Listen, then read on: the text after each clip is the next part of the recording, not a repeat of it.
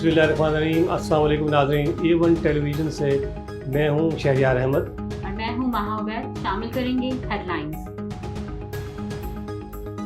वज़ीर-ए-आज़म शहबाज शरीफ का बलूचिस्तान के किसानों के लिए तारीखी पैकेज का इजरा।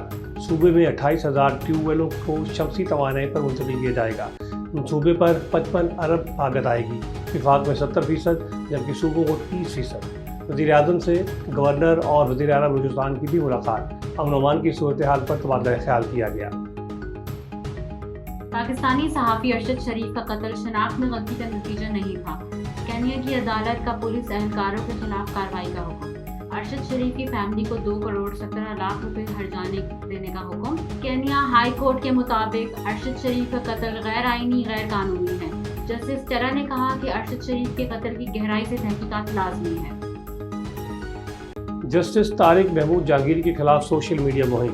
इस्लामाबाद हाई कोर्ट का तौहीन अदालत कार्रवाई शुरू करने का फैसला। चीफ जस्टिस आमिर फारूक ने रिमार्क्स दिए, बस बहुत हो गई, ऐसी मुहिम बर्दाश्त नहीं करेंगे, जो मुलविस हुआ वो अडियाला जेल जाएगा। जस्टिस गुल हसन ने कहा, वज़ीर कानून, वज़ीर इत्तलात, अटॉर्नी जनरल सब खामोश हैं।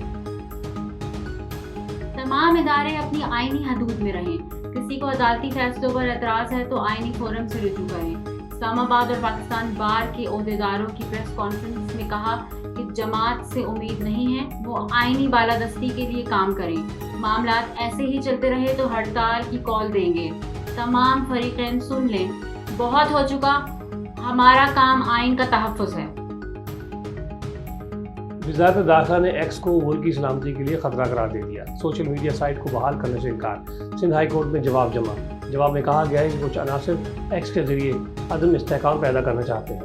पाबंदी से पहले तमाम कानूनी तकाज़े पूरे किए। वज़ारत दाखिला के मुताबिक दरख्वास्त मुल्की मफाद में मुस्तरद की जाएगी। ये थी अब तक की हेडलाइंस। मज़ीद खबरों और अपडेट्स के लिए देखते रहिए A1 TV। A1 TV, सब पे नजर, अंदर की खबर।